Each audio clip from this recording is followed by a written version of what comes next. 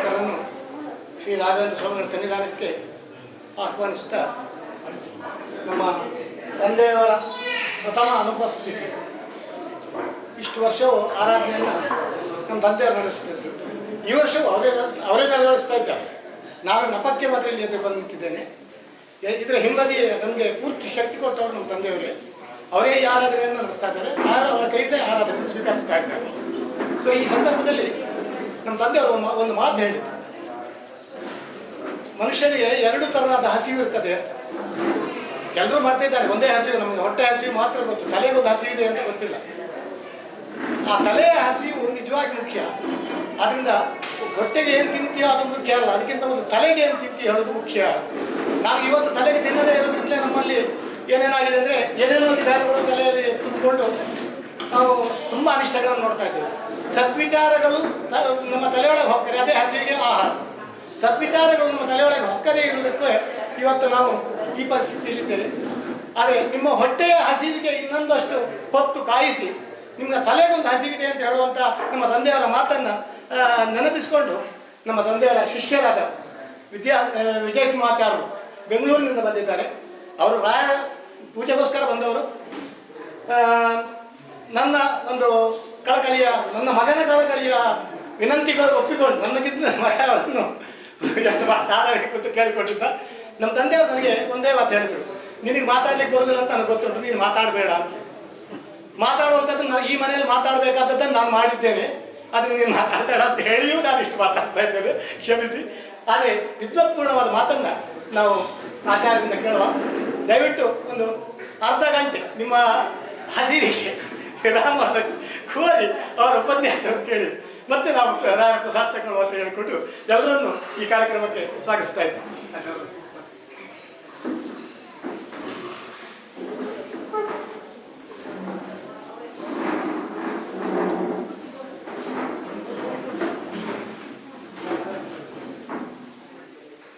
ಅಶೇಷ ಗುಣಸಂಪೂರ್ಣಂ ಸರ್ವದೋಷ ವಿವರ್ಜಿತಂ ಅನಂತಾಂ ನಾಯಸಂ ವೇದ್ಯಂ ವಂದೇಹಂ ಕಮಲಾಪತಿಂ ಪ್ರಣಮ್ಯ ಶ್ರೀಮದಾನಂದ ತೀರ್ಥಾದಿ ಗುರುಶೇಖರಾನ್ ಸಂಗ್ರಹೀಷ್ಯಾಮಿ ಋಗ್ಭಾಷ್ಯ ಪ್ರೋಕ್ತಾನ್ ಅರ್ಥಾನ್ ರುಚಾಂ ಸ್ಫುಟಂ.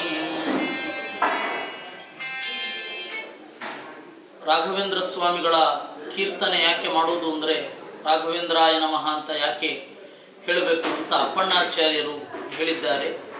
ತವ ಸಂಕೀರ್ತನಂ ವೇದ ಶಾಸ್ತ್ರಾರ್ಥ ಜ್ಞಾನ ಸಿದ್ಧಯೇ ಅಂತ. ನಿನ್ನ ಸಂಕೀರ್ತನೆ ಯಾಕೆ ಮಾಡೋದು ಅಂತಂದರೆ ನಿನ್ನ ಸಂಕೀರ್ತನೆ ಮಾಡಿದ್ರಿಂದ ಮನಸ್ಸು ಶುದ್ಧ ಆಗಿ ವೇದ ಶಾಸ್ತ್ರ ಇವುಗಳ ಅರಿವು ತಲೆಯಲ್ಲಿ ತುಂಬಲಿ ಅಂತ ನಿನ್ನ ಹೆಸರನ್ನು ಉಚ್ಚಾರ ಮಾಡ್ತೇವೆ ಅಂತ. ಆಮೇಲೆ ಒಂದು ಕಥೆ ಉಂಟು. ರಾಘವೇಂದ್ರ ಸ್ವಾಮಿಗಳು 3 ಜನ ಜ್ಯೋತಿಷ್ಕರಿಗೆ ನನ್ನ ಭವಿಷ್ಯವನ್ನು ಹೇಳಿ, ನನ್ನ ಆಯುಷ್ಯ ಎಷ್ಟಿದೆ ಅಂತ ಹೇಳಿ ಎಂದಾಗ ಒಬ್ಬೊಬ್ಬರು ಒಂದೊಂದು ಭವಿಷ್ಯವನ್ನು ಹೇಳಿದರು. ಅದರಲ್ಲಿ ಒಂದು 700 ವರ್ಷ ಸ್ವಾಮಿಗಳು ಇರ್ತಾರೆ ಅಂತ. ಅದಕ್ಕೆ ರಾಘವೇಂದ್ರ ಸ್ವಾಮಿಗಳೇ ಅರ್ಥ ಹೇಳಿದ್ರು, ನನ್ನ ಗ್ರಂಥಗಳಲ್ಲಿ ನಾನು ಇರ್ತೇನೆ ಅಂತ. ಈ ಹಿನ್ನೆಲೆಯಲ್ಲಿ ರಾಘವೇಂದ್ರ ಸ್ವಾಮಿಗಳ ಗ್ರಂಥ ಮಂತ್ರಾರ್ಥ ಮಂಜರಿ ಅಂತ. ಆ ಮಂತ್ರಾರ್ಥ ಮಂಜರಿಯ ಉಪೋದ್ಘಾತ ಭಾಗವನ್ನು ಸುಮಾರು 25 ನಿಮಿಷ ಮಾತಾಡೋಣ ಅಂತ ಅಂದುಕೊಂಡಿದ್ದೇನೆ. ಒಂದು ಗುರುಗಳ ನೆನಪಿನಲ್ಲಿ, ಗುರುಗಳು ನಿರಂತರವಾಗಿ ಅಧ್ಯಯನ ಮಾಡ್ತಾ ಇರ್ತಿದ್ರು. ಅವರ ಅಧ್ಯಯನದ ಸೊಬಗನ್ನು ನಾವು ನೋಡಿದ್ದೇವೆ. ವಸ್ತುತಃ ಅವರ ನೆನಪಿನಲ್ಲಿ ರಾಘವೇಂದ್ರ ಸ್ವಾಮಿಗಳ ಗ್ರಂಥದ ಒಂದು ಸ್ವಲ್ಪ ಭಾಗವನ್ನು ನಾವಿಲ್ಲಿ ನೋಡಲಿದ್ದೇವೆ. ಈ ಗ್ರಂಥದ ಹೆಸರು ಮಂತ್ರಾರ್ಥ ಮಂಜರಿ ಅಂತ. ಮಧ್ವಾಚಾರ್ಯರು ಋಗ್ಭಾಷ್ಯ ಅಂತ ಒಂದು ಬರೆದಿದ್ದಾರೆ. ಋಗ್ವೇದದಲ್ಲಿ ಸಾವಿರಾರು ಮಂತ್ರಗಳಿದ್ರೂ ಯಾವ ರೀತಿ ಅರ್ಥ ಮಾಡಬೇಕು ಅಂತ ದಾರಿ ತೋರಿಸಲಿಕ್ಕೆ 40 ಸೂಕ್ತಕ್ಕೆ ವ್ಯಾಖ್ಯಾನವನ್ನು ಮಧ್ವಾಚಾರ್ಯರು ಮಾಡಿದ್ದಾರೆ. ಆ ಭಾಷ್ಯವನ್ನು ಸರಳೀಕರಿಸಿ ನಮ್ಮ ಮುಂದೆ ರಾಘವೇಂದ್ರ ಸ್ವಾಮಿಗಳು ಇಟ್ಟಿದ್ದಾರೆ. ಅವಾಗ ಅವ್ರ ಕಾಲದ ಅನೇಕ ಪ್ರಶ್ನೆಗಳು ಬಂದೇ ಬರುತ್ತೆ. ಒಬ್ಬ ಗ್ರಂಥಕಾರ ಬಹಳ ದೊಡ್ಡವನಾಗಿದ್ರೆ ಅವನು ಬರೆದದ್ದು ಯುಗ ಯುಗಾಂತರಗಳ ತನಕ ರಿಲೆವೆಂಟ್ ಆಗಿ ಇರುತ್ತೆ. ಅಷ್ಟು ಫೋರ್ಸೈಟ್ ಎಲ್ಲ ಇತ್ತು ಅಂದರೆ, ಜಗದಾಚೆಗಿನ ತತ್ವಜ್ಞಾನ ಅವನಿಗಿತ್ತು ಅಂದರೆ, ಅವನು ಬರೆದದ್ದು ಸುಮಾರು ಲಕ್ಷ ವರ್ಷಗಳ ತನಕ ಇರುತ್ತೆ. ಆದರೆ ಒಂದೊಂದು ಕಾಲದಲ್ಲಿ ಅದಕ್ಕೆ ಪ್ರಶ್ನೆ ಬರುತ್ತೆ, ಅದನ್ನು ಪರಿಹರಿಸಲಿಕ್ಕೆ ಒಬ್ಬರು ಬೇಕಾಗ್ತಾರೆ. ಆ ಕೆಲಸವನ್ನ ಕಾಲದಿಂದ ಕಾಲಕ್ಕೆ ಅನೇಕ ಜ್ಞಾನಿಗಳು ಮಾಡ್ಕೊಂಡು ಬಂದಿದ್ದಾರೆ. ನಮ್ಮ ಗುರುಗಳು ಕೂಡ ಅಂಥವರ ಪರಂಪರೆಯಲ್ಲಿ ಒಬ್ಬರು.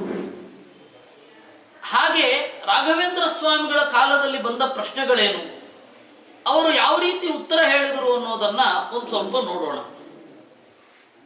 ಋಗ್ವೇದದಲ್ಲಿ 1000 ಸೂಕ್ತ ಇದೆ, ಸಾವಿರಾರು ಸೂಕ್ತ ಇದೆ.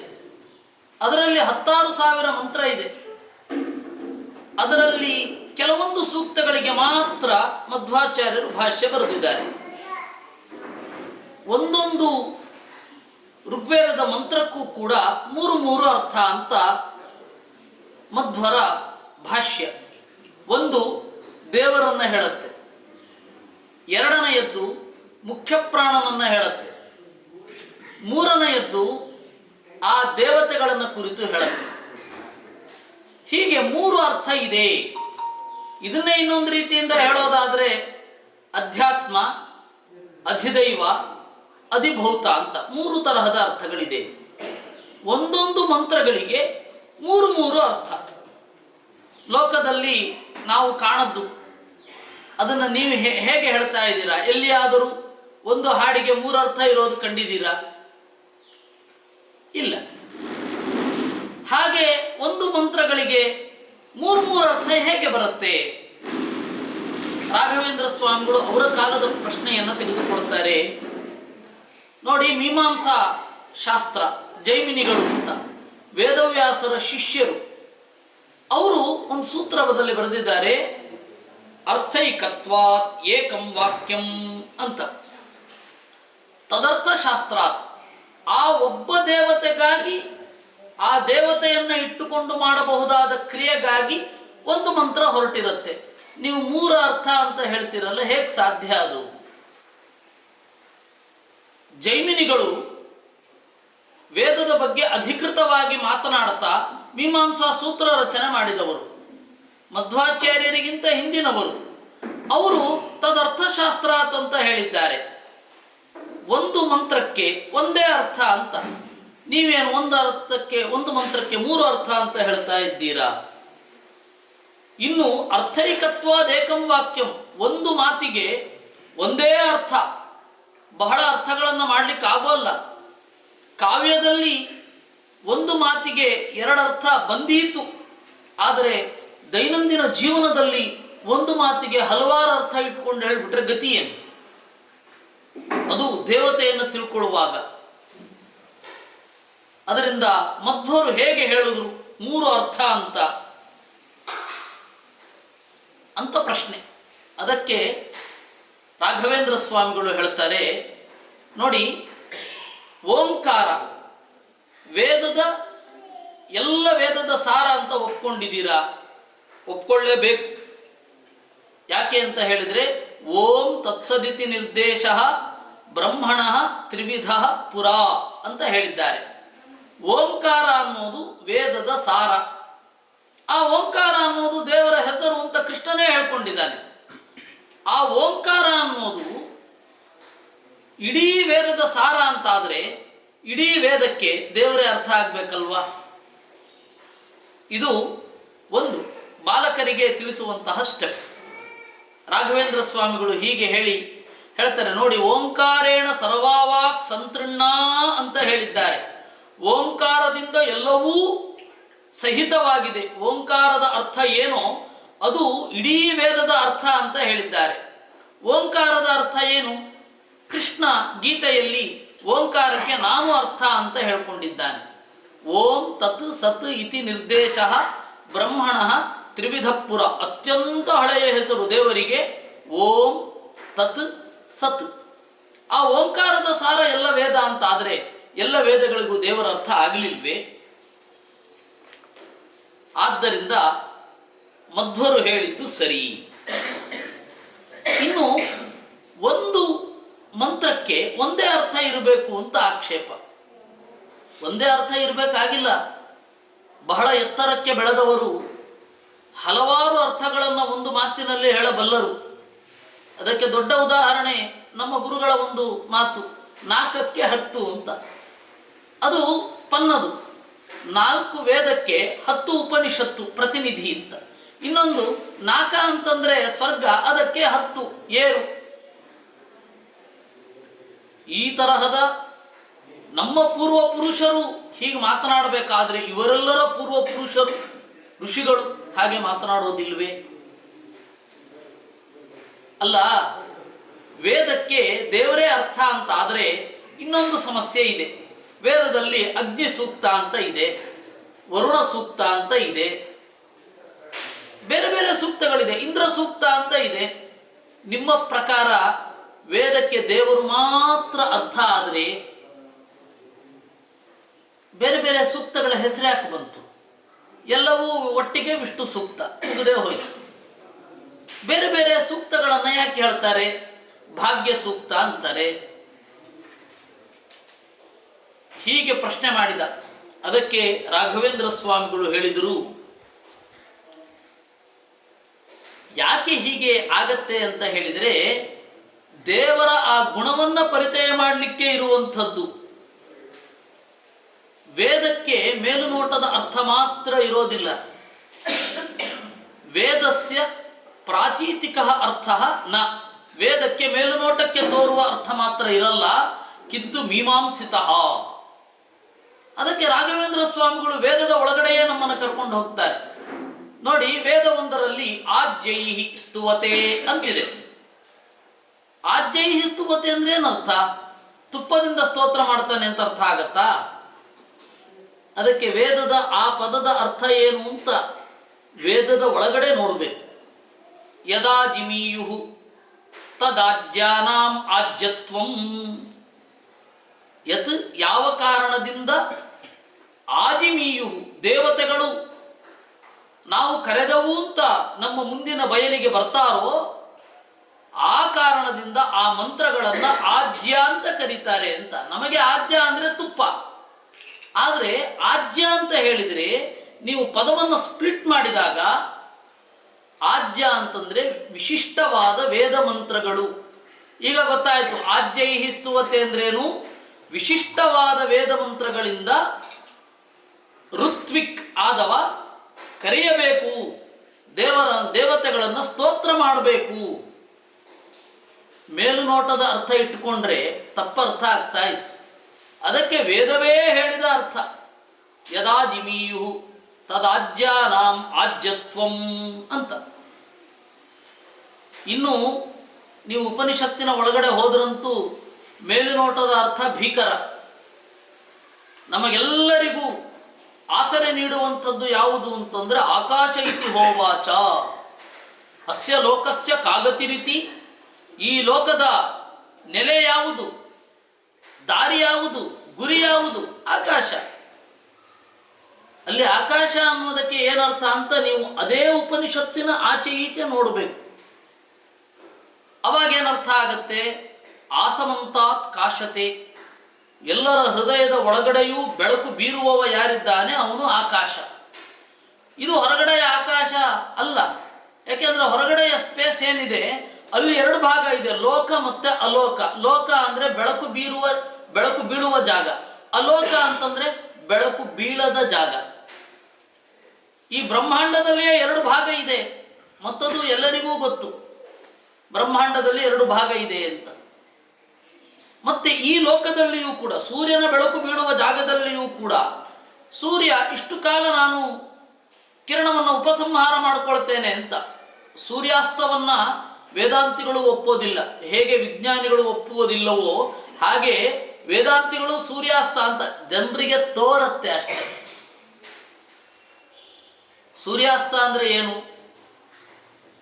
ತನ್ನ ಕೆಲಸವನ್ನ, ತನ್ನ ಬೆಳಕನ್ನು ಅವನು ವಿತ್ಡ್ರಾ ಮಾಡ್ಕೊಳ್ತಾನಲ್ಲ, ಅದನ್ನ ಸೂರ್ಯಾಸ್ತ ಅಂತ ನಾವು ಅಂದ್ಕೊಳ್ಳೋದು. ಸೂರ್ಯ ಮುಳುಗಿದ, ಸೂರ್ಯ ಕಂತಿದ, ಇದಕ್ಕೆಲ್ಲ ಅಷ್ಟೇ ಅರ್ಥ. ಈ ಆಕಾಶದಲ್ಲಿ ಪೂರ್ತಿ ಬೆಳಕು ಇರೋದಿಲ್ಲ. ಹೀಗಾಗಿ ಆಕಾಶ ಅನ್ನೋ ಶಬ್ದದ ಅರ್ಥ ಅದಲ್ಲ. ವೇದದಲ್ಲಿ ಹೇಗೆ ಅಂತಂದ್ರೆ, ಗುಣಗಳು, ಯಾವ ಶಬ್ದದ ಗುಣಗಳು ಆ ವ್ಯಕ್ತಿಯಲ್ಲಿದೆಯೋ ಅವನು ಆ ಶಬ್ದಕ್ಕೆ ವಾಚ್ಯ. ಇಲ್ಲ ಅಂದ್ರೆ ಅಲ್ಲ. ಕೆಲವೊಬ್ಬರಿಗೆ ಹೆಸರು ಸಾರ್ಥಕ ಆಗತ್ತೆ, ಕೆಲವೊಬ್ಬರಿಗೆ ಹೆಸರು ಸಾರ್ಥಕ ಆಗಲ್ಲ. ನಮ್ಮ ಹೆಸರು ಏನಿದೆ ಅದರಿಂದ ಏನು ಗುಣಗಳು ತೋರತ್ವೆ ಅದು ನಮ್ಮಲ್ಲಿ ಇಲ್ಲದೆ ಹೋದಾಗ ಹೆಸರು ಸಾರ್ಥಕ ಆಗಲಿಲ್ಲ. ಕೇವಲ ಸಂಕೇತ, ನಿರುಕ್ತ ಅಲ್ಲ, ಎಟಿಮೊಲಾಜಿಕಲ್ ಮೀನಿಂಗ್ ಅಲ್ಲ.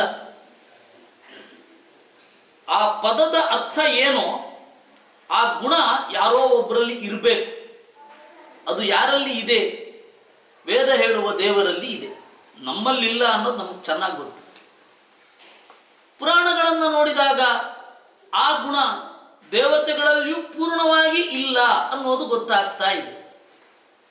ಹೀಗೆ ಯೋಚನೆ ಮಾಡಿ ಈ ವೇದ ಏನನ್ನು ಹೇಳ್ತಾ ಇದೆ ಅಂತ ತಿಳ್ಕೊಳ್ಬೇಕು.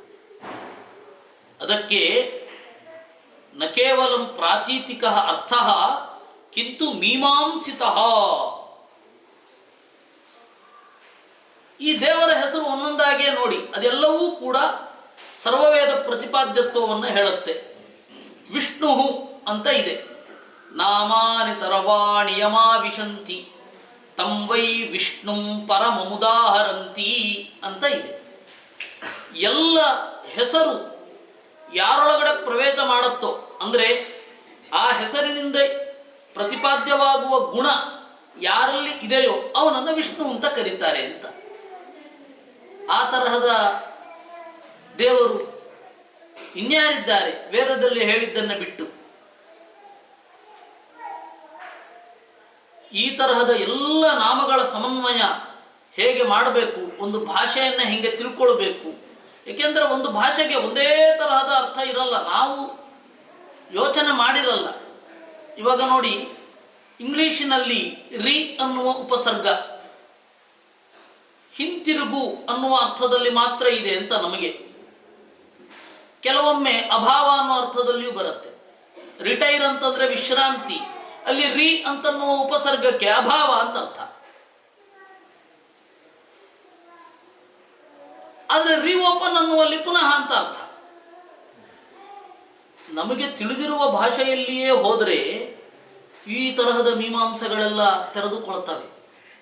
ಇನ್ನು ವೇದದ ಅರ್ಥ ಮೇಲ್ನೋಟಕ್ಕೇನು ತೋರುತ್ತೋ ಅದನ್ನೇ ಅಂತ ಅರ್ಥ ಮಾಡಲಿಕ್ಕಾಗಲ್ಲ.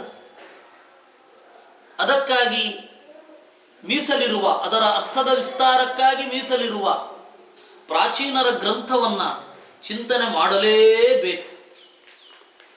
ಇನ್ನು ವೇದದಲ್ಲಿ ನೇರವಾಗಿ ಹೆಸರು ಇಲ್ಲ.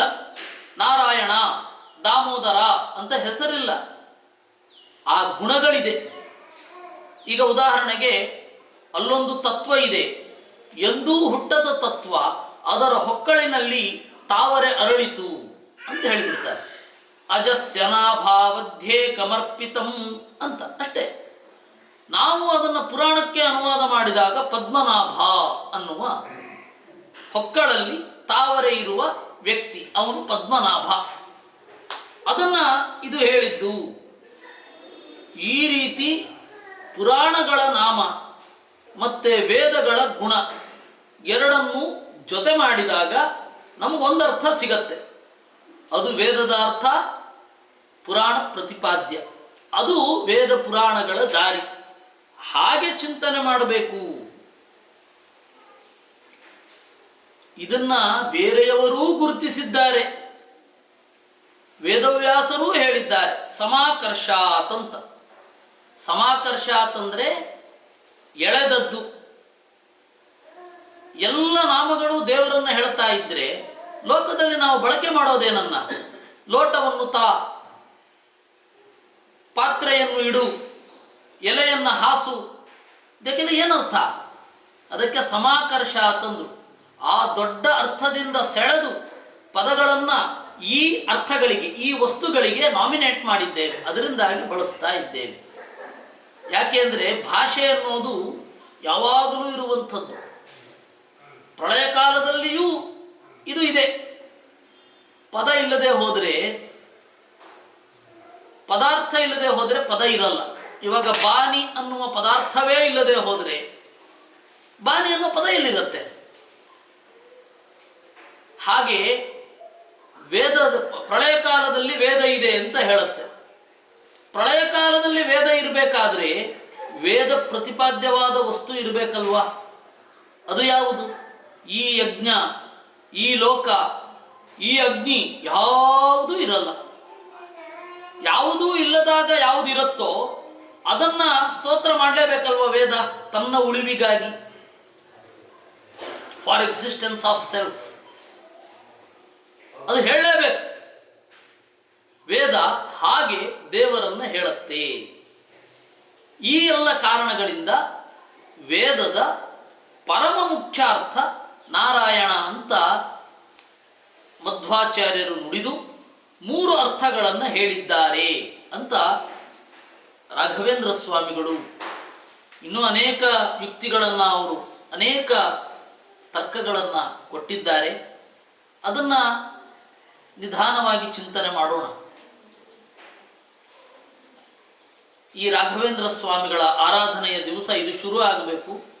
ರಾಘವೇಂದ್ರ ಸ್ವಾಮಿಗಳ ಗ್ರಂಥವನ್ನು, ನಮ್ಮ ಹಿಂದಿನವರ ಗ್ರಂಥಗಳನ್ನು ಚಿಂತನೆ ಮಾಡ್ತಾ ಇರಬೇಕು. ಅದು ಋಷಿತರ್ಪಣ ಅವರಿಗೆ.